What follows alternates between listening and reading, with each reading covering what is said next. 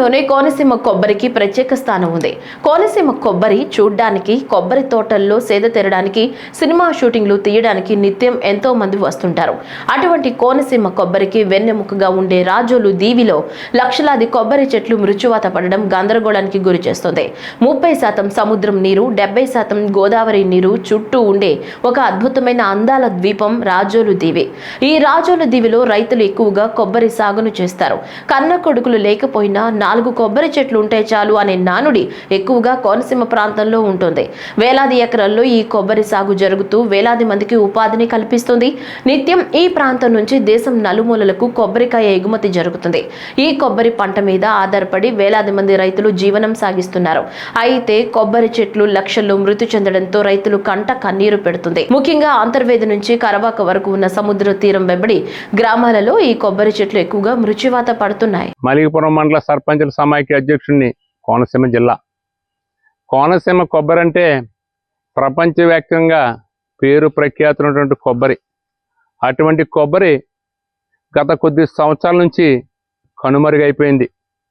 కారణం ఏంటంటే ఈ శంకరవతం డ్రైన్ కానుకుని ఉండబడ్డ అనుబంధమైనటువంటి 6 డ్రైన్స్ వల్ల రాజోల నియోజకవర్గంలో సగం గ్రామాల ముంపుకి గురైపోయినాయి. ప్రత్యేకంగా ఈ శంకరగుత్తం ట్రైన్కు ఆనుకున్నటువంటి 14-15 గ్రామాలు ఒక టూరిజం ప్లేస్ కింద ఉండే. ఇంకా మా చిన్నప్పుడు ఇక్కడికి సినిమా వాళ్ళు వచ్చి షూటింగ్లు తీసుకోవటం, ఈ అంతర్వేది లక్ష్మీనరసింహస్వామి గుడి నుంచి కరవాక వరకు ఉండబడ్డ, అంటే అటు వశిష్ఠా నది నుంచి ఇక్కడ ఉండబడ్డ వైనతేయ నది వరకు ఉండ గోదావరి వరకు ఉండబడ్డ ప్లేస్లో ఒక టూరిజం కింద ఒక ఎగ్జిబిషన్గా ప్రతి ఒక్క ఈ సినిమా వాళ్ళు షూటింగ్లు తీసుకుని ఆహ్లాదకరంగా ఉండేది. వేసవకాలం ఒక ఊటీలాగా, ఒక నీలగిరిలాగా వేసవి విడిదిలాగా ఉండేది ఈ నా వెనక ఉండబడ్డ ఈ మునిగిపోయిన కొబ్బరి తోటలన్నీ కూడా. నాకు ఎకరం కొబ్బరి తోట ఉందండి. ఆ ఎకరం కొబ్బరి తోటలో నాకు 80 నుంచి 90 చెట్లు ఉండేవండి. అందులో కాలక్రమేణా ఈ నీరు ఎక్కడం మొదలు పెట్టాక 80 చెట్లు కూడా మొత్తం పాడైపోయి ఒక్క కాయ వచ్చే పరిస్థితి లేకుండా పోయిందండి. ఆ కాయల వల్ల మేము జీవనోపాధి నడిపించుకుంటాకు ఎంతో ఉపయోగపడేదండి.